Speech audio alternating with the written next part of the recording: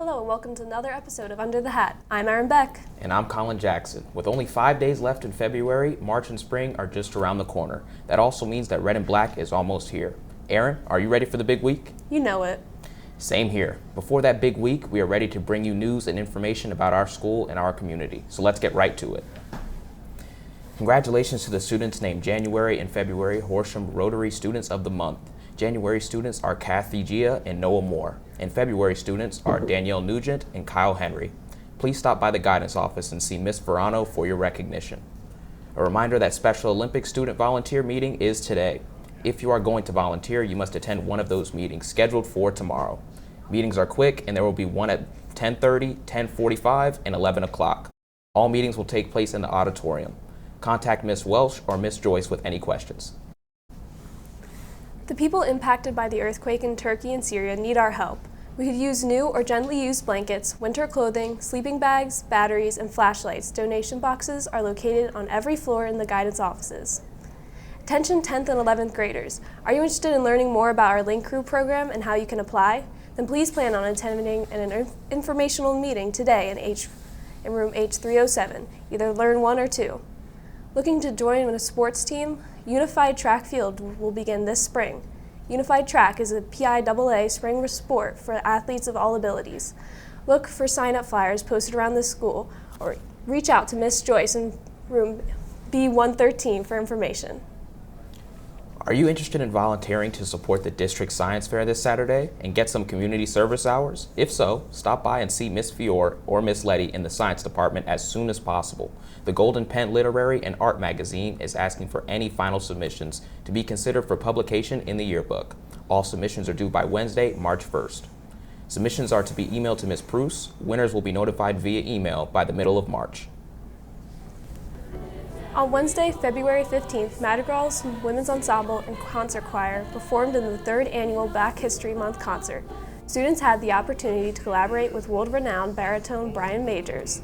The choirs performed classic pieces such as Wade in the Water, We Shall Overcome, and Lift Every Voice and Sing.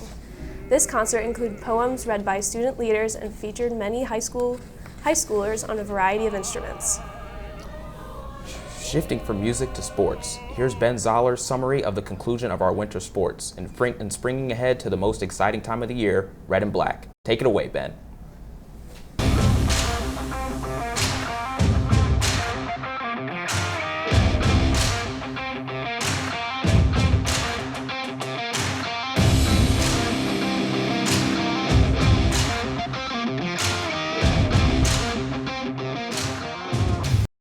The winter sports have nearly come to an end, so let's look back on how each team performed.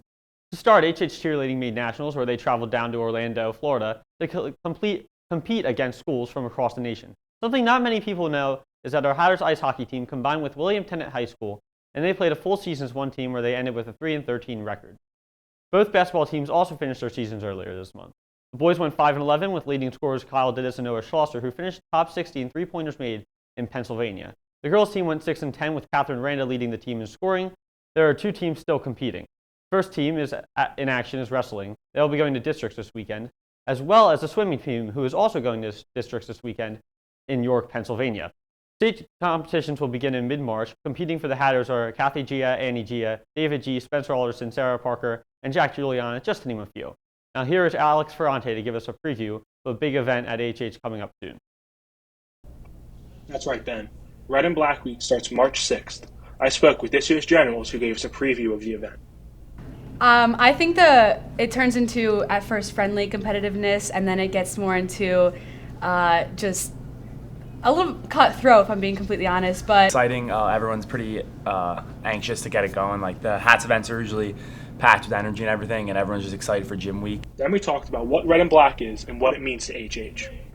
I think Red and Black means a lot to this school because it really brings our school together, and it gives a sense of community, and it gets everybody in the school involved. A lot of people that don't normally have extracurricular activities, they get to participate and have a good time. Next, each general spoke about this year's teams and the process they are going through to prepare. That's pretty much the only time that we can really compete with each other in school, and it's not, we don't get in trouble. So it's just get involved as much as possible, come to paintings and help out, and basically just get ready for a really fun week.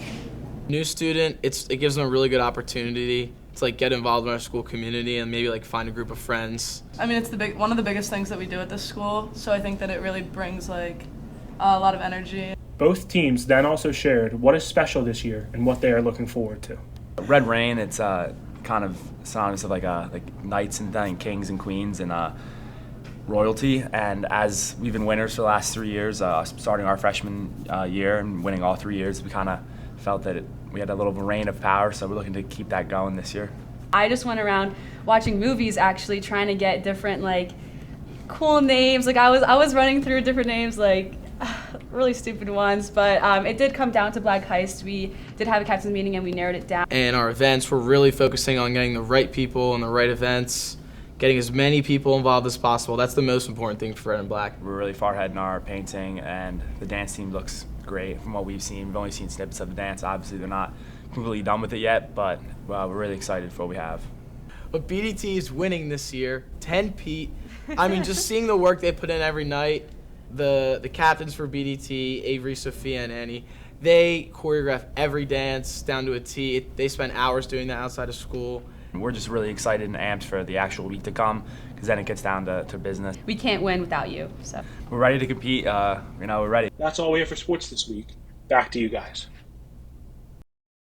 Red and Black Week sounds like an exciting week. HHTV will have live coverage of the Academic Bowl competitions, pep rally, and gym night. That's it for this edition of Hatter Sports Report. I'm Ben Zollers. Now back to the desk. Thanks, Ben and Alex. I know I can't wait for Red and Black. In fact, I'll be one of the announcers for our live broadcast. Speaking of exciting television, lately everyone's been talking about HBO's The Last of Us. Unfortunately, our entertainment reporter wasn't able to talk about it this week, but don't worry, it's not because of some brain infection. Nevertheless, Caleb Hansford and Shayna Weckner recently had a chance to compare the show to the video game. Take it away, guys.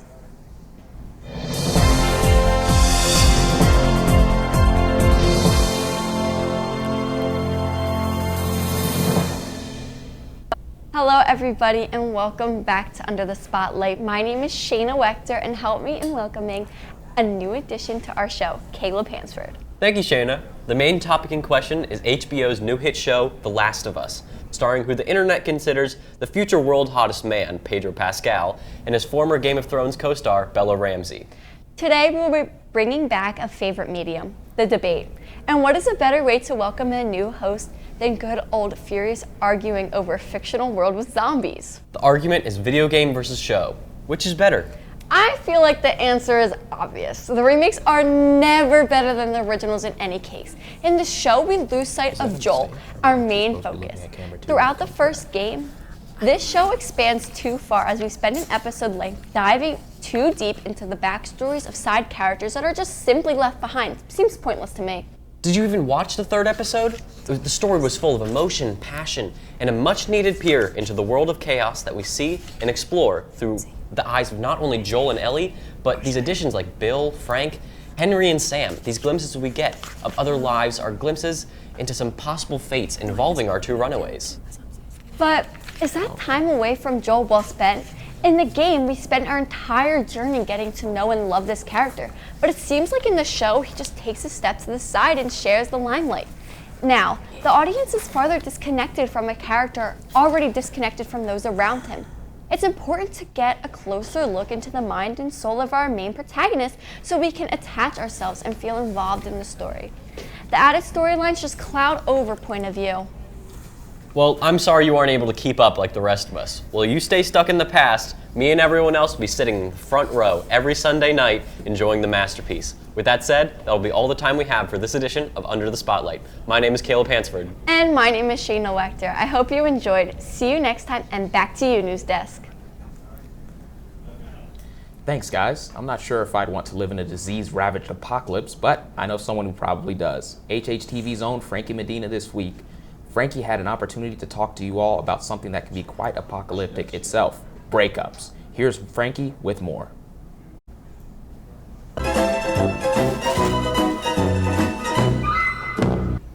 All right, everyone knows heartbreak. Eagles. Since that, we're actually gonna go talk about heartbreak and ask people where would you take them on their final date when they break up with their significant other. Okay, Patrick, that's your new name. Where would you take someone on their final date with you? McDonald's. Where would you take someone on your final date? To McDonald's. Darsh, where would you take someone on your final date? And don't say McDonald's. McDonald's. I think that's better than her cooking, to be honest. Did someone hurt you? Cause like I think she'll know, like she'll get the idea before we get there. Cause like we're at McDonald's. Cause I'm poor. That's a good reason. Okay, Rebecca and Samuel. Where would y'all take someone on your final dates? Taco Bell. I love Taco Bell or Popeyes, either one. Raising Cane's. But why would you take them there of all places? Like, have you ever been to Taco Bell? Yes, but wouldn't you want to? The best place. If you're go gonna in there, or a Waffle House too, like a Waffle House, especially like past 12 o'clock. It's just like the vibe. The vibe is just unmatched. Okay, Twix. Wait, is that what's the mascot called? The mascot from the cereal commercials. Stop recording. I'm asking. So, Lucky, the leprechaun. Where would you take someone on your final date? To a park so I can leave them there. You were straight away with your answer. That's bad. Are you planning that? Did you do that to someone? Where would you take yours? I would take my date out on an open field, no surroundings. That's boring. Okay, so back to yours. Yours, Taco Bell. Taco Bell, Popeyes, Waffle House, any of them. That seems better than the McDonald's ones we've gotten. One of them's to McDonald's because you want to go with me? We could go. Yeah. Absolutely. To Farm and Fisherman. Where is that? What is that? It's a restaurant right next to Wawa, right down the street. Cliff jumping, and that's the way my mama made me. Where's cliff jump? Why cliff jumping? Because it's fun, and then I can leave them there because I don't want to talk to them again. See, that's the answer I was looking for compared to McDonald's and whatever fish place that one girl was talking about. So that's better. See, I would push her though. So, since I was amusing and there's so many god darn tall people in our school, I would take my significant other to Outback Steakhouse because it might sound nice and all until you realize they don't eat meat. So I would order everything, make them pay for it, and leave. I'm sorry, Callie. I'm sorry.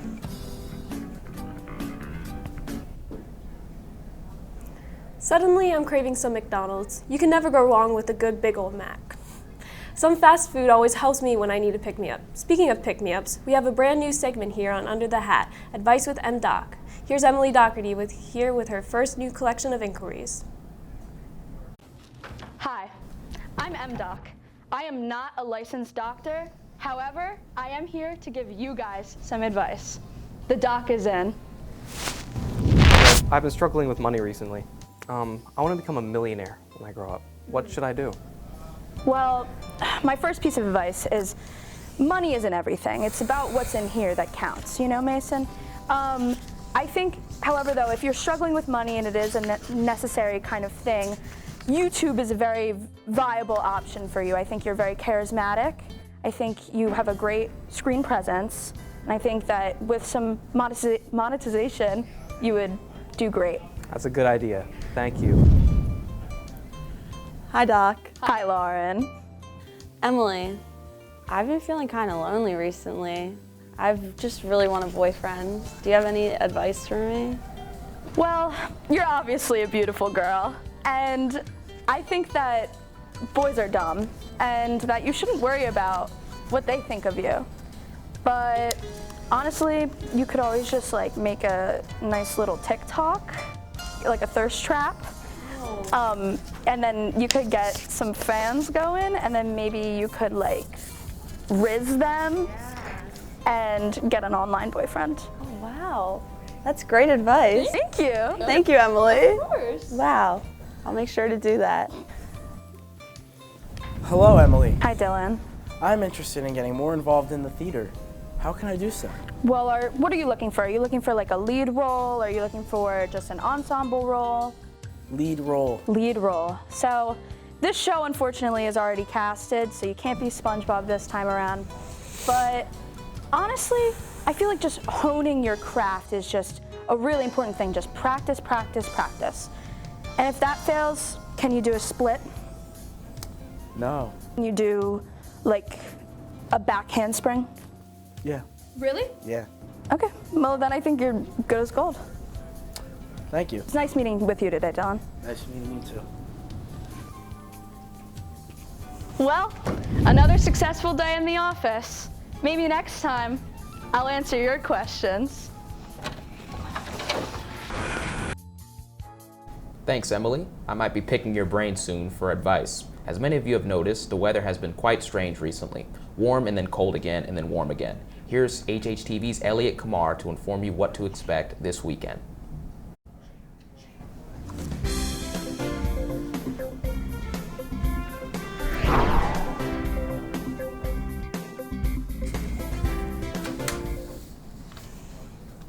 Hi Hatters, and welcome to Weekend Weather. I hope you enjoyed last week's weekend weather because this one's going to be a bit colder. Today is going to be mostly sunny with a few clouds overnight. Saturday is going to be a bit more chilly with a high of only 38 and cloudy skies. Sunday's looking to be warmer with a high of 52 and some sun peeking through. I hope everyone enjoys their weekend. Back to the desk. Well, that'll do it for this week of episode of Under the Hat. I'm Colin Jackson. And I'm Erin Beck.